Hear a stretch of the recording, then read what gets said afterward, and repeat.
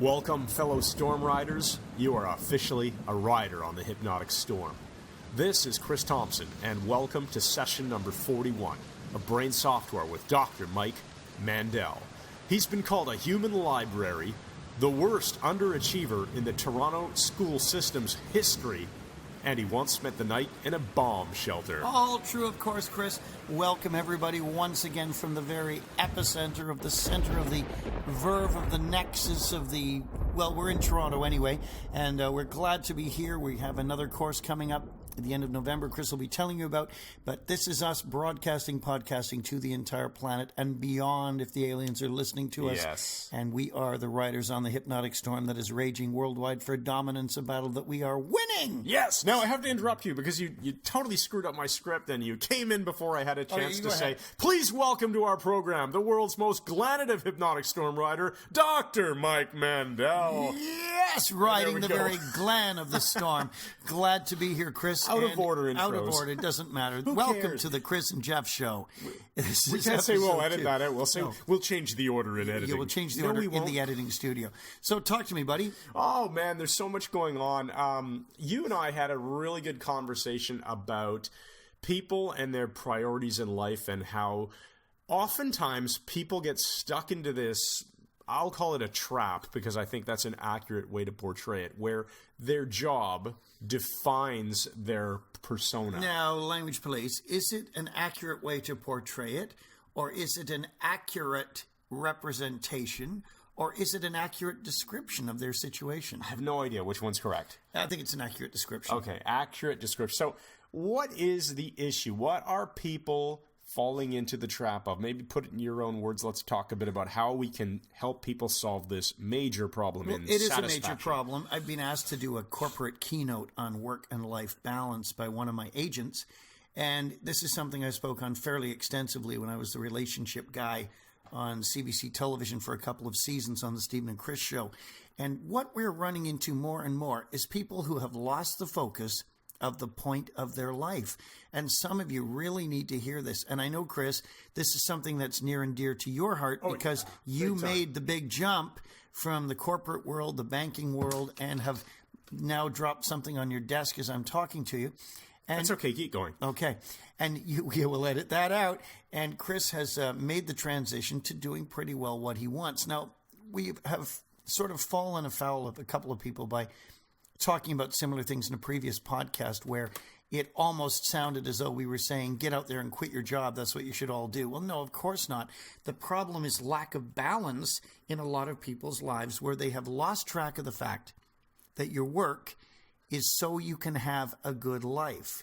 It is when you confuse them and make your work the point of your life that you begin to get in some sort of trouble here. Right. I mean, the big question everyone needs to ask themselves is, what is it that you enjoy doing in life? What is it that you would do if you had all of the resources to do those things? I just work, Chris. I just work all the time. There's nothing I like as much as work. Yeah. And the mark of a successful man is to die in the performance of your job for someone else at a corporation, because then you're a success. Right. So I think one of the popular expressions I've often heard is, instead of living to work, you should work to live. Well, it's one of those wonderful commutative properties, isn't it? It's back to, eating to live instead of living to eat. Yes. And all of the above. And unfortunately, a lot of people have this backwards, and you've really got to do a personal inventory every now and then and recognize there was a university study done a number of years ago. It was like 137 people were given this test, and they all had the luxury of knowing they would be dead within 3 to 6 months, most of them. And the test was administered by sociology and psychology students, a multiple question test, about 400 questions, but concealed within the test was the real test. So ostensibly, it was just about things they'd accomplished and what they had done in their life, but the reality was it was designed to detect what their regrets were as they approached the end of their life. And 100% of them, Chris, not 90%, not 2%, 100% their regrets were relational. Wish I told my wife I loved her more often. I wish I spent more time with my kids. I wish, I had recognized the importance of my extended family and how much we could still do together. And people instead tend to focus on the most important thing is, I need a jet ski. If I could only have that extra cottage, if I could only buy a small plane. But nobody had those as their regrets. They were all relational, all of them. And if we know in advance that at the end of our days, our regrets will be essentially relational, we can ensure now that that is not the case. Yeah, and it's really interesting to mention here that it does not cost any money to spend time with your kids or spend time with your wife or whatever it is. Go and play hockey with your buddies more if that's what's important to you. They're not material things. They're relational things, like you said. And so I think one way around it, for those people who feel that they're trapped in, let's say, a job that requires so much of their time. Time is a finite resource, right? You know that you have only a limited amount of it, and you have to divide it among what you want to do appropriately. And so if you just apply Pareto's law, Pareto's principle, I believe it is, or it is. Whichever one it is, it's a principle, I suppose, not a law. Pareto's law, otherwise known as the 80-20 rule, figure out what is the 20% of the time that you spend doing related to, let's say, work, the things you're trying to do less of, that give you the 80% of the results that you get. Then the other 80% of the time that you spend on, let's say, again, work, the thing you're trying to avoid, is probably only giving you 20% of your results, which you can then find things to cut out. You can find tons of things that you can just simply not do, or find other people to do, or change the way they're done, or automate them. And the one way you can force yourself to do this is actually to just start doing with your time more of what you want to do. And you will be forced to find ways to fit the important stuff into the remaining time. Right. Yeah, that's very good, Chris. There's also Parkinson's law, that things will take exactly as long as you give them. A task will require the amount of time allocated to complete it. So you give it an hour, it'll take an hour. You give it 6 weeks, it'll take 6 weeks. Yep. And I think it's really important. And you can really simplify Pareto's principle and just say, put 20% of your time on the most important things. Yes. And if you do that, the 80% of the other stuff will take care of itself pretty well. Pretty much, yeah. And most of the stuff you need to do will only occupy about 20% of your time. That will be the most important stuff. So you don't have to try to balance everything. Focus on the most important things, like the relationships and the interaction with other people, because that's what's going to give your life quality and depth. I was talking to Chris about, and you'll verify this, about culture today and the importance of culture, whether it's art, music, museums, whatever, because that is our history as human beings, literature, that gives us depth, that gives us something to live for beyond the superficial things of life. Mm-hmm. And we have to focus on the things that provide depth and meaning to our lives. You can sit in a ballpoint pen factory, not that there's anything wrong with that, and put together ballpoint pens, 200 an hour for the next 60 years. But would you find that to be a fulfilling life? Probably not. No, probably not. And that said, if it's fulfilling enough in terms of providing you with the financial means to be stable financially, and then you do really fulfilling things with the rest of your time, wonderful. Maybe that fulfills you. And we're back to prioritization. Mm-hmm. You have to prioritize. If you think of everything on your list as being the same priority, you're missing the point. And the only way to guarantee that you are going to enjoy your life is to start doing the things that you enjoy and let everything else fall into place. Yeah, don't wait to live. You can't. Yeah, I mean, I'll give you a simple example, Mike. I don't even know if we've talked about this, but I was lately feeling pretty overwhelmed with a lot of the videos that we're shooting, and I had a lot of editing to do, and I was doing writing, and I was at the same time saying, gee, we've been working on this website redesign for a long time, And the website redesign was just dragging on. It was something I knew was priority, because if you look at, as of the date we're recording this, Mike Mandel, Hypnosis.com, is, in my opinion, horrendously ugly, and we need to fix it. That's right, And we have most of the work done for the redesign, and I just needed to get around to writing some fresh content, fixing a few things, and there was just never enough time, and so, I just decided, forget it. You know what? What's really important here is I still need to get out and play with my kids and, put my phone down and take them to the park without having a smartphone in my pocket and temptation to check email or something. Go and, have dinner with my family. Go and have nice walks in the morning and have a coffee, or go for a run or do my workout. And you know what? I found the time. The important stuff still had to be done. It was still important that I do it. And I found the time to get the website redesign done. And we're on the verge of hitting the switch. Right, Chris. I agree in principle with what you're saying.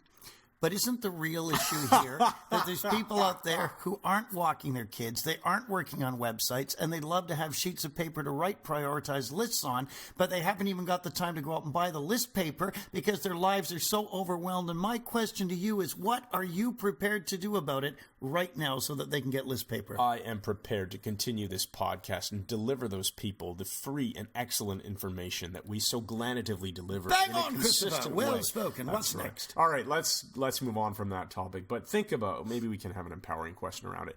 Okay, we got to talk about the upcoming Architecture of Hypnosis class in November, so very quick commercial break. What are the here. dates on that? So it is November 23rd and 24th, which is a Saturday, Sunday, followed by the following Friday, Saturday, Sunday, which is November 29, 30, and December 1st. 5 days of hypnosis with Dr. Mike in Toronto. It is going to be amazing. We've got a bunch of people already coming out. We want you on board. We're at our usual location, yeah. which is the Senior Common Room, Brennan Hall, St. Michael's College, University of Toronto. It's a great classroom. It's just the best small group hypnosis training with the best hypnosis trainer in the world, and you got to come out for it. Enough said. All right, MikeMandelHypnosis.com/class. Be there. Let's talk, since now officially talking about hypnosis, let's talk about scripts and changing the label. So here's what I've noticed. Well, before you say it, I've noticed people are now quoting me. Oh, are they? Saying that scripts are training Junk wheels food. and Yeah, junk food. yeah. I know, it's hilarious because, so we've been saying this for a while, and now people are adopting the expression. Everything we say becomes mainstream in 18 months. They are scripts, they are junk food. Now let's just take a step back and let's take the label script away from it. So a piece of paper with a bunch of words on it that represent an example hypnotic session. All right. Now, if you call it a script, then just by way of what that means to people, they think you pick it up. We've got to define our terms. You pick it up and you read it as written, the person. like a newscaster would read a teleprompter, or whatever, or an audiobook recording artist would record an audiobook. It's the way it was written, and don't change it. That's the way you deliver it. And so when we say scripts, that's what we mean, right?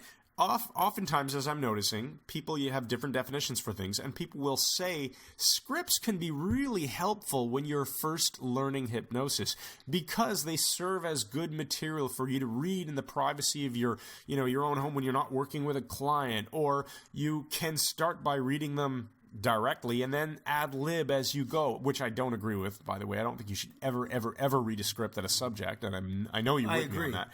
But there is a usefulness of, let's call it a transcript even, having an example session and going through it and saying, wow, there's some good ideas here. That's the only place that I think they should be used. If you have these as examples, as transcripts, and we're saying TRANCE hyphen scripts, yes, then you have a model that you can look at to design your own language patterns on the fly.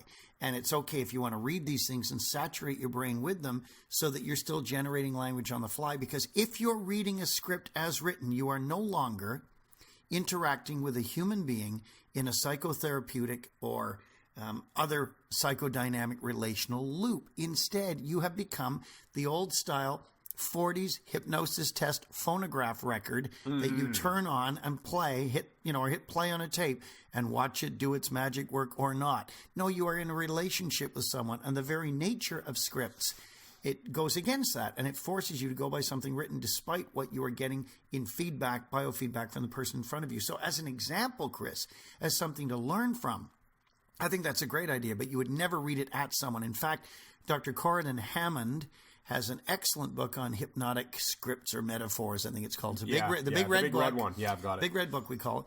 And it's got great ideas in there. People addicted to chocolate or want to quit smoking or have migraines, whatever. And really world-class hypnotherapists, including Milton Erickson. There's excerpts from them and how they would treat these various things. Now, if you read this paragraph or two or page or whatever on that subject, it will give you the means to handle that specific intervention by generating your own language on the fly around that model. But they're not designed that you sit and open the book and say, okay, close your eyes, I'm just going to read this thing at you. Yeah, I mean, if life was really like that, then this podcast would be a bunch of snippets of previously written material on hypnosis and NLP, and we would just say, today we're going to read from, such and such a website.com. Let's click the play button. Here we go. Nothing changes, right?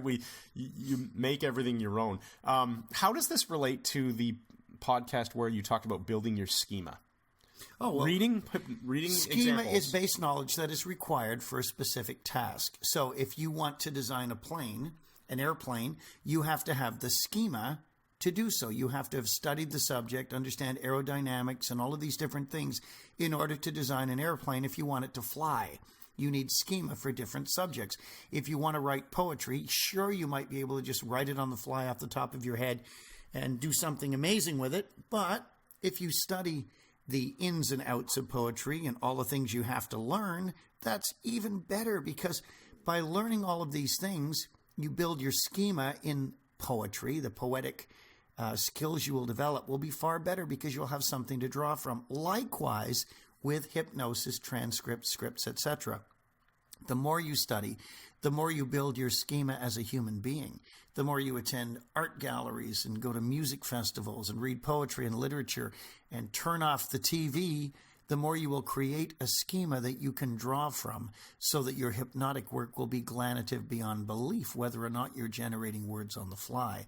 And all of the components will unite beneath the surface to enable you to do work with clients that is phenomenal and effortless as they continue to go into the depth of trance that is concomitant with all the information you have put in your brain in the first place. That's right. Excellent. So I want to also add that instead of attempting to memorize some script or reading a script, you can read them, and reading them at a client, you can read them to get ideas of how linguistic bridges can be used, how you can unroll that infinite canvas of language. I'd like you to explain the infinite canvas, Chris, because this is your metaphor, and I really like it. I think it's a good one. And I don't know if we used it on a podcast. I think we might have done it in a Q&A session for the Mike Mandel Hypnosis Academy. Yeah. I think what Mike's saying here is that I created this metaphor on the spur of the moment in recording a Q&A session for our online hypnosis students. And it goes like this. When you're learning Ericksonian language, when you're learning to begin to speak in such a way that you can relax deeply and just continue to relax in a way that's appropriate for you to continue going all the way down, insofar as you can remember times when you were very relaxed in the past. Can you not? Continue, etc. Anyway, the whole idea here is that you're speaking in a never-ending sentence, right? Right. And what you're doing is you're using words to, like and or and as and causes you to, etc. All the linkages. And you're unrolling what I described as like this white sheet of canvas that just gets imagine you're standing on the floor and you have this huge wide roll of canvas or paper, whatever, and you just unroll it. And it just keeps unrolling into infinity. And it gives you this canvas on which to speak, to draw, to paint, whatever it is. You're putting something there. I'm going to sneeze here in a moment, so we'll have to edit that out. So I'll take over for you. And Chris is sneezing as I speak. There we go. So you're speaking, and you're causing the other person to try to attach meaning to what you're saying. And since you keep unrolling the canvas and putting something down on it, they keep having to chase you. And that forces them to wrap their mind around that idea of what you're saying. So they're always following the shifting meaning. And the unrolling canvas, or I like your view of a huge roll of paper like you'd see in the old newspaper offices, unrolling in front of you, and you are continuously painting a linguistic pattern on this canvas that results in shifting, internalized meaning. So the person who is listening is drawing from their own experience throughout the course of their entire life and attaching meaning and feelings and thoughts to everything you are saying to them so that they go into it further and faster. And since you already know how to speak flawlessly, do you not know how to speak flawlessly? And wouldn't it be easier to just make up your own never-ending sentences and hypnotic language patterns as you go, rather than memorizing a horrendously long example of somebody else's hypnotic work? Which continues to unroll in front of you regardless. So if you are the one generating it, and you are the one putting the meaning and meaning everything that you say, then their unconscious minds will draw from the sense of that meaning, and they will lean into what you are saying is entirely appropriate for them or anyone who happens to be listening or viewing the complexity of the reel of canvas or the roll of paper as it unfurls in front of you, and they continuously go even deeper into trance, because trance is a learning state. That's right. And as a learner, and you are one, you can really begin to learn. You can begin to really learn now. All right, let's... Whoa! That was wild. We'll let it all out. We didn't actually plan that, so that was hilarious. The whole idea, the reason I brought all this up, is just to say that memorizing somebody else's script, reading somebody else's script, not going to be useful in an actual client interaction. Just like you wouldn't, play back some previous conversation you had with someone in another conversation. I mean, right, oh, Mike, right. You know what that reminds me of? Let me pull out my iPhone here and play out for you this joke that I told my friend last week that worked out really well. It was hilarious. So I'm just going to hit play. Right. I go hear Bramwell Tovey play the French horn, and then the next year I go to his concert again, and he says, I'm just going to play the CD of last year's concert. I'll sit there and I'll sit and listen to it with you. Actually, that's kind of a funny example because I said Bramwell Tovey. No, just if a joke was funny and I recorded myself telling the joke, why wouldn't I just play that recording? Wouldn't it be funny all over again? No, because I have to calibrate to you, the listener. There's very much a hypnotic overlap. There's dynamics. There are dynamics that cannot just be thrown out the window for the sake of expediency. Anyway, so use scripts or transcripts or whatever you want to understand examples of hypnotic language, and then learn from them and make up your own. Practice them in the shower. Practice when you're walking down the street, having a cup of coffee. Practice when you're driving in your car. Practice, and then you won't have to say, well, I don't know how to formulate my own hypnotic language on the fly. You know how to talk. You know how to speak.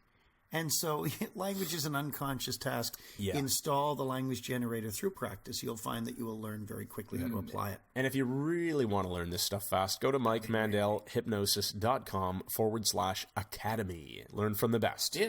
All right. I don't know why I just went, yeah. Yeah, I don't know why you did that either. I want to talk about pricing hypnosis sessions. So... for those of you who are hypnotists, I think this will be useful. And for those of you who are just learning about marketing, this is a general marketing comment I want to make. So I saw some people asking questions in an online forum about how to price hypnosis sessions. And some people use the gold, silver, and bronze pricing model. What's that? I have no idea what you're talking about. Well, you can buy the gold hypnosis package, the silver hypnosis package, or the bronze hypnosis package. Okay, now if you're talking about buying a package of sessions, if you want to deal with a number of particular issues, that makes some sort of sense. If you mean anything beyond that... it's bizarre. Yes. Elaborate on this for me. It's totally screwed up. It's not just bizarre. It's freaking wrong. It's dersative. Yeah, it's horrible. So... yes, I agree with you. If you're quantifying it in terms of here's what you get, we're going to do a weight management package, and the gold weight management package is you're going to do 4 sessions in 4 weeks, and we're going to hit these metabolism, self-confidence, diet, exercise, whatever it is. Right. Whatever you're going to do. And then we're going to revisit once a week for the next 2 months to reinforce all these excellent habits. Where you are. Sure. You're buying more of my time, therefore you're charging more money, or you're being... you're being charged more money. You're being charged. Yeah. Thank you. Correcting my... Stop talking about it. I'm staying with this gold, silver, bronze model. Go on. Tell me more. But still, I don't like the idea of calling it gold. Excuse me, edit that out. Calling it gold, silver, and bronze still seems like it attaches a quality appeal. Well, of course, that's exactly what it sounds like to me. And that's the problem. Is that what it is, though? Is someone saying, you can buy a silver session with me, or if you want a really good session, I'll pull out the plug and I'll do better hypnotic work for you. Yes. Or if you haven't got much money, I'll do sort of a half-assed hypnotic session for you, and we'll call that a bronze one. And or what about lead? Let's go even lower. I'll let you come in my office and talk about your problem. I won't do anything. Well, lead or the dust model. Just dust. Well, I was sticking with metals. Yes. Okay, I know you were, and I was just like calling you Jeff. Okay. Basically. That's right. Yes. Just good. take it Got to the other end of the Thank spectrum. The even if you have genuinely good intentions in labeling your sessions gold and silver and bronze, and you got your uber platinum, whatever, the risk here is that your subjects are going to misinterpret your intentions, and they're going to see it as, oh, bronze, that's crap quality, and they're going to wonder, why would he offer me poorer quality hypnosis? Is poorer or more poor? More poor. More poor, yeah. Why would Poorer. you, or lesser quality? Let's just say that. Yeah. Why would you offer Something me with a paucity of lesser quality. Yeah, hypnotic penury. session for less money? And so that's what I. But are you telling me, Chris, that this is actually what it is? You're getting a higher quality session? I don't think that's but you what think people that's are. the perception of Yeah, it, the I possible think perception. the risk is that when you say gold and silver and bronze, people think about athletic events, the Olympics. They think, Right. well, the gold medal finish is better. He's a better athlete, better gymnast, better diver, better equestrian, whatever, the better golfer, like that's a sport. It's better, right? Gold is better. So if you're selling it in the context of better and worse, I think you're doing yourself a disservice by potentially leading a client to believe that you're not always doing your best work. And especially You're since holding something back. we come from a world where we believe that most things can be fixed in one session. Therefore, why would you ever do anything but your best? And I think that people should be just selling their time. Here's how much it costs to occupy my calendar for a fixed amount of time. And that's how I do it, Chris. I don't charge per change, as some people like Richard Mandel recommend. I mean, there's nothing wrong with that. I don't charge per change or to get rid of this phobia or for this fibromyalgia pain relief or whatever it is.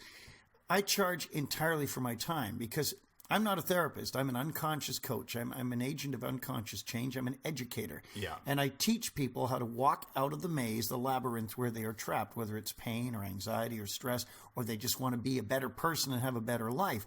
So they are buying my time based on my, nearly 40 years experience. And that's what it comes from. They're paying for my time. I remember now another little aspect of this. So some of the gold type of packages might also include a recording of the session on MP3 or CD that they could have the subject then listen to. Bring your again. iPhone, record it yourself. Yeah, I mean, honestly, if you believe, and I'm not going to argue whether it's good or not good to offer a client a recording of the session, I'm sure in some cases it can be quite helpful. In other cases, you don't Not good, of course, being another term for bad. You don't want to do it. I mean, if there's hypnotic work that involves amnesia for a certain suggestion, you certainly don't want them listening to it again later. Listen to it again, yeah. That's what he did. Forgotten it again. So if you believe that the work you're doing with a client in that particular session is going to be helped by having them take home a recording, give them the recording. That's part of the job. Yeah. It shouldn't cost extra. The bottom line should be, you should be paid for your time in accord with your skill set. I mean, that's completely fair. The worker is worthy of his hire. Even the scriptures say that. Yeah. So, pay someone what they're worth. You're going to pay more for somebody who's greatly experienced than someone who's just done a weekend course and they've started doing hypnosis. But having said that, it's incumbent upon the therapist / counselor, hypnotist, whatever, to give them your best. Give them your best work. Don't hold something back. If you're able to give them a bonus, give them a bonus. If you can record it and they want that, do that. Don't charge them extra. Help people. If you help people, it comes back on you. When we launched the Mike Mandel Hypnosis Academy, the online training, somebody left us a really awesome testimonial. And I didn't mean to bring this up. This isn't intended as a commercial, but just to show you how important this is. The testimonial went something along the lines of, wow, I can't believe that,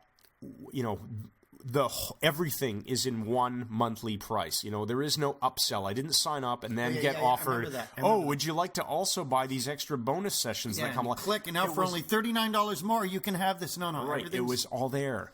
And would you put everything? We honestly put everything into it. All our products, everything. Going. Yeah. Mike, would you take your cat to a vet that offered you a gold, silver, and bronze package? No, I'd take my Bengal cats to Paul McCutcheon, Canada's first holistic vet.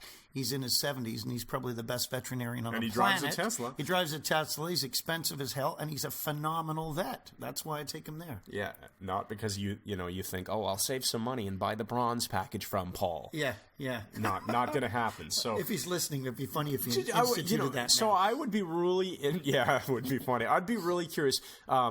If you have an opinion on this, let us know. We want to know what you think. You can head on over to MikeMandelHypnosis.com and you can use the voice messaging feature, or you can go to speakpipe.com/hypnosis, which will take you to the same tool. You can leave us a voice message, and we'd love to hear your opinion on professionals offering you various levels of quality, gold, silver, bronze, or should you just be paying for time from an expert? Imagine if lawyers did that. Oh, yeah. It's right. I'm going to be selling or police. Your house is broken into. They say, which level of service do you want? It just has... we can give you bronze service and pretty well guarantee we're never going to catch the guy. I just don't like what it represents. I can see that, Chris. These medals are anchored in our culture as representing quality. And remember what the silver medal is, Chris. Yeah, so you can call First of the losers. Yeah, the first of the losers. Call them, the basic package. Call them the full service package, call them that, whatever it is. If you want, don't differentiate them based on something that seems quality. Like Olympic medals, right. It can be quantitatively differentiated or something like that. It should be qualitatively. I think it comes across bad. All right, let's... Thank you, Ken Sweatman. We're going to be going into the closing metaphor and stuff soon. Before we do, since this has been a really good, heavy on hypnosis podcast, let's talk about a couple of quick book suggestions that people could read if they want to get started learning around this topic. Great books. I still recommend Introducing NLP by Seymour and O'Connor. I like that one. I think that's a really good starting book. If you want to start on entry-level NLP that's still extremely powerful, I'd go with Unlimited Power, Tony Robbins' first book. Great book, yeah. Even though he calls it neuroassociative conditioning. No, he doesn't. He calls it that in his second book, Awakening the Giant. Was it? Not in the first book. Oh, seriously? So I stand corrected. Right, he talks about NLP and Bandler and Grinder in the first one. Okay. That's a good book. It is a good book. Also, I recommend the Collected Papers of Milton H. Erickson, MD, 4 volumes. If you can get a hold of those for anything less than a couple of $100, buy them. Yep. That's Erickson on Erickson, and it's why he's still the best there ever was. It's become de rigueur to rip Erickson apart now and rip Dave Ellman apart and say they weren't that good, and all this new breed of hypnotists have basically thrown everything out the window, and we don't need any of that anymore. Well, they're wrong.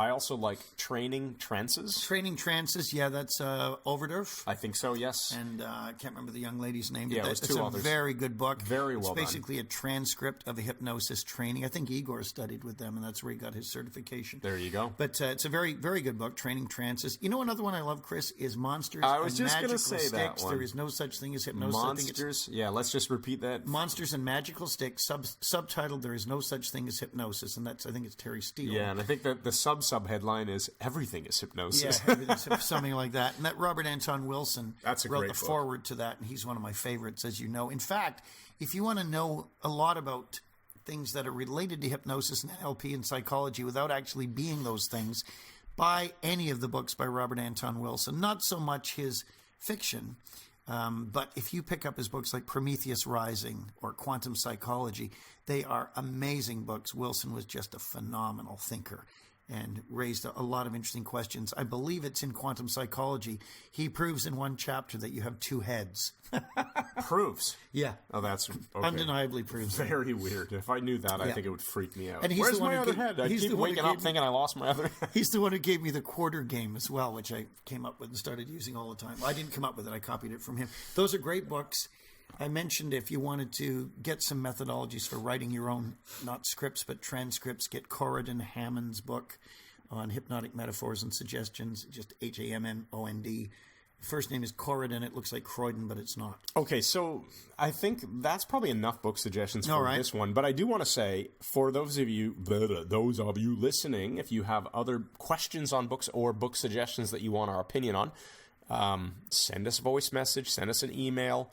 We love getting the voice messages. We love getting them. The SpeakPipe tool, I have to shout out to those guys at speakpipe.com. It's a fantastic, cool tool. It's a great tool. And our very first SpeakPipe message, do you remember? It came from Ray in Scotland. Yes! And it was... we were at jiu-jitsu class, and I played it for you on my phone. Dr. Mike, it's Ray from Scotland. And good work. It was awesome. We're going to a student in Scotland. Yeah, I loved getting that message Ray's from Ray. A very nice guy. So send us messages with your computer's microphone. It's just totally awesome. Speakpipe.com. Let's do the empowering question, Chris, because I see see Mickey's little hand is pointed towards his navel. So the empowering question, let this resonate with you. What is the next skill you are going to learn? And how are you going to master it in record time? What is the next skill you are going to learn? And how are you going to master it in record time? You heard me. Nice. All right. So, Mike's going to deliver a closing metaphor as always. But before he does, I want to make sure that you've had a chance to head on over to iTunes and leave a rating and possibly even write a review for this podcast. It is absolutely important to us to get this out to as many people as possible around the world. We want more of you to be Hypnotic Storm Riders along with us. Mike is the wizard of the Hypnotic Storm. Well, thank you, Christopher. Thanks to John for, I won't use his last name, but for coming up with that wizard comment. That was brilliant. Very nice. Loved Very it. nice. Here's the metaphor. This is the story of Albert Davies. Albert Davies, although as a kid we always pronounced it Albert Davis. Davies is a Welsh name. Albert Davies came and lived with my mom, dad, and sister and I. He boarded in our home for a number of years when he emigrated to Canada from England. Albert was a confirmed bachelor. Looking back, he may have been gay, I have no idea, but he was this charming elderly man, and he taught interior decorating and painting and design, and had a real skill. But he was a perfectionist, and he was a recluse. And he had the first typewriter I ever saw, and also made vegetable juice with the first juicer I ever heard of anyone owning, and made carrot juice, which I thought was amazing. Well, he lived with us and ate his meals with us and was a quiet, elderly man who wore perfect suits and ties and was always immaculately groomed. And when he had his first typewriter, he brought me up to see it in the room upstairs. And this Underwood typewriter was there, and he said, the key is you have to tap a key quickly as though it's red hot and move your hand away rather than push it. So as about a 7-year-old boy, I hammered the keys with my fist. Naturally, they all jammed together, causing some degree of trepidation, and he had to free them.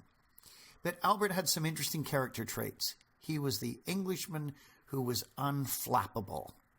And I recall one day our house caught fire. 58 Woodington Avenue, we had an oil furnace, and one day the residue in the chimney burst into flames, caused an internal fire with smoke everywhere and flames pouring out the chimney.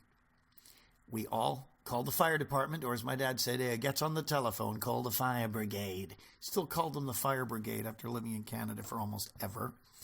And he banged on Albert's door and said, Albert, the house is on fire. We got to get outside. He said, righto, Ken, just finishing up a couple of things.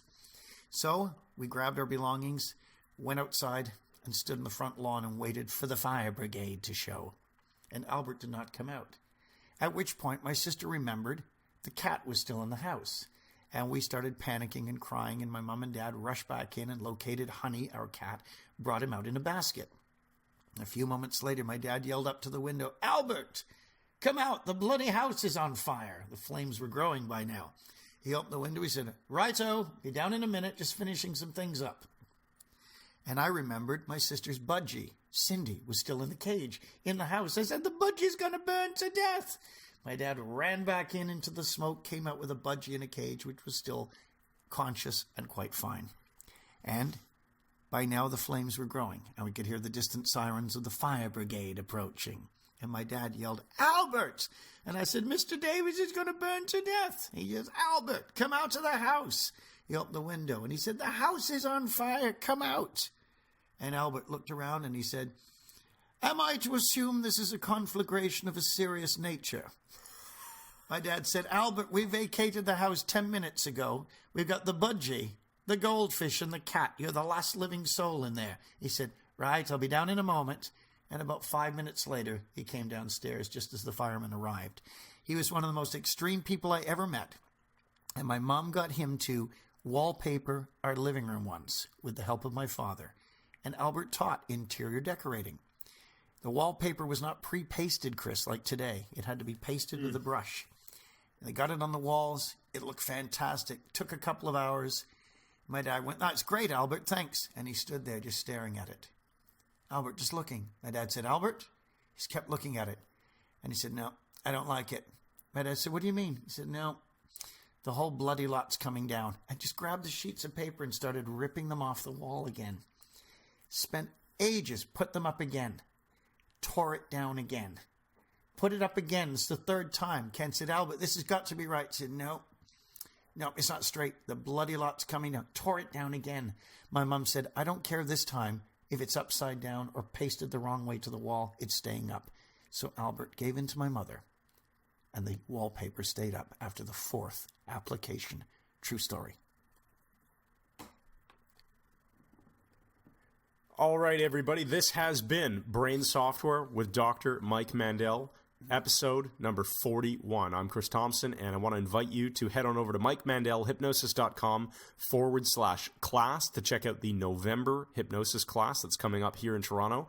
You can always join the online Hypnosis Academy, the Mike Mandel Hypnosis Academy, from visiting MikeMandelHypnosis.com/academy. And as always, enjoy future podcasts, recommend them to your friends, head on over to iTunes, leave a rating, write a review, and we will see you, or you'll hear from us on podcast 42. Hey, well, Christopher, did I ever tell you the story of the portable casino? I don't think you have. I'd love to hear it. Late 1916, after Lady Melbury's son was born, looking suspiciously like Bryce Morgan, we all went back to the trenches and set up camp, and we would try to push the damn Germans back. Well, it seemed like every Friday night the shelling would stop. And we'd stop shelling them as well. We'd all sit about and drink rum and whiskey and have a damn good evening. And Bryce Morgan would always be absent. Well, after a couple of weeks of this, I went up to the commander, Peter Fitzwadsworth Smythe, and I said, where does Bryce Morgan disappear to, and why does the shelling stop on Fridays?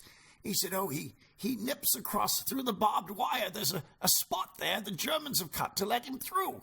I said, what? He's going over to the German side? He said, no, you don't understand. He has a huge suitcase, and it's filled with all sorts of casino equipment. He's got a roulette wheel in there and dice and packs of playing cards. And he runs a casino, and he charges the Germans money. And he'll come back over tonight a bit later. It's Friday now, and you'll see what he's got.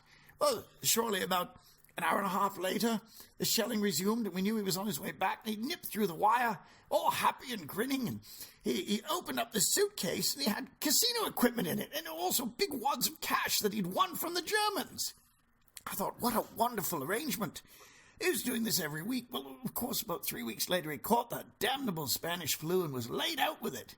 And Fitzwadsworth Smythe said, oh, I've got to get through the wire and take the casino over to the Germans. I said, you can't, sir. You've got a gammy leg. You'll catch it on the wire. He said, I just wish there was someone who knew how to spin a roulette wheel. And Squatter said, well, I can do it. Of course, which is the whole point. The Squatter volunteered, and we gave him the suitcase, and he ran across in the dark, tripped over the wire a few times, and he was gone for about half an hour. And he came back, and there was gunfire all around him, and he ran back over. It was all a joke by Bryce Morgan. He opened the suitcase. When he got the other side, they'd given him a different one. It was full of French letters.